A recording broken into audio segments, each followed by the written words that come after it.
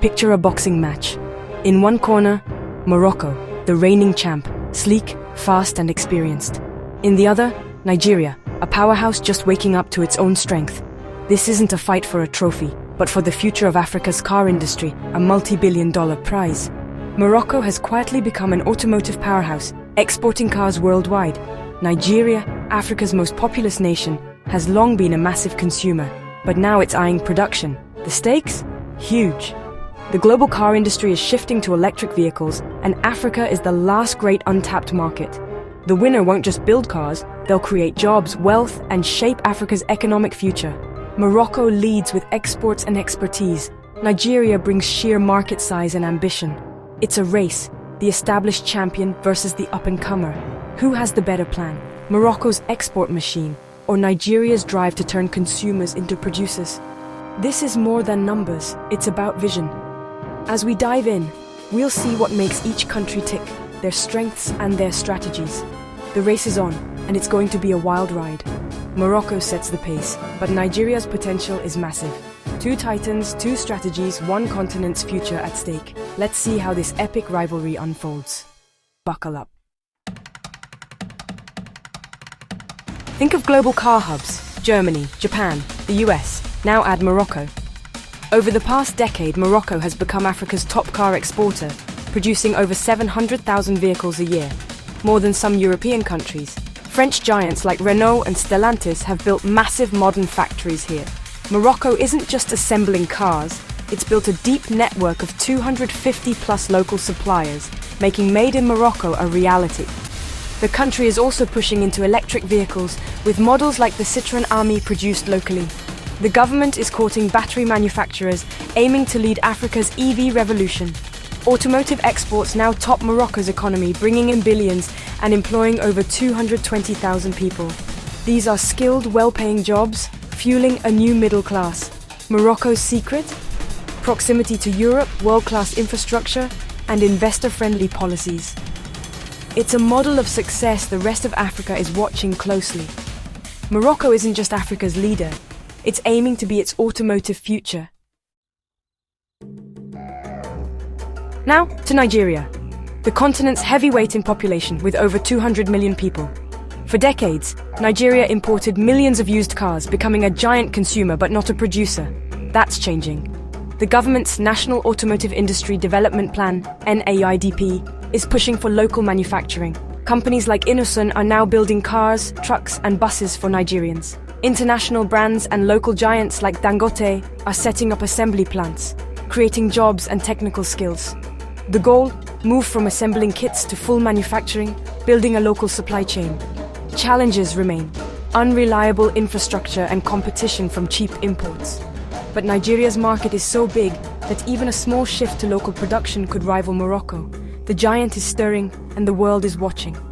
If Nigeria can harness its demand, it could become Africa's next automotive powerhouse. The journey is just beginning. The stakes couldn't be higher. Morocco's rise wasn't luck, it was strategy. Its location, just 9 miles from Spain, makes it a perfect base for supplying Europe. The Tangier Med port is a logistical marvel, connecting factories to global markets with speed and efficiency. Morocco's government offers irresistible incentives, tax breaks, streamlined processes, and workforce training. Political stability reassures investors. The country built not just factories, but a whole ecosystem, attracting both car makers and their suppliers. More suppliers mean more value stays in Morocco, creating a virtuous cycle. This blend of geography, infrastructure, and smart policy is Morocco's secret sauce. It's why global brands keep coming. Morocco's model is the envy of Africa. Nigeria's strategy? Build for Nigerians by Nigerians. With a population 5 times Morocco's, its domestic market is colossal. The government's NIDP policy makes importing finished cars expensive, but encourages local assembly. This has sparked new plants from Innoson, Dangote Sinotruck, and Stallion Group. Nigeria is also eyeing electric vehicles, partnering with Chinese firms to introduce EVs for public transport. Chronic fuel shortages make EVs attractive, and new policies aim to boost adoption. The vision: millions of Nigerians driving affordable, locally assembled electric cars. It's a high-risk, high-reward play. Success depends on policy consistency and infrastructure. If Nigeria pulls it off, its market could give it a long-term edge. The ambition is bold. The potential is enormous. Morocco and Nigeria represent two models: export-led versus consumer-producer. Morocco's strategy is outward: efficient factories, global supply chains, and exports to Europe. Its success is measured in export volumes and integration with international brands. Nigeria's approach is inward, replacing imports with local production, serving its own massive market. The goal: turn consumers into producers, building self-sufficiency. Morocco's model is fast and globally competitive, but vulnerable to European downturns. Nigeria's is resilient to global shocks, but depends on stable policies and infrastructure. Each path has risks and rewards. This rivalry is a test of two economic philosophies. Will Africa's future be built on exports or on serving its own people? The answer will shape the continent's destiny. The world is watching. So who will lead Africa's automotive future? Morocco or Nigeria?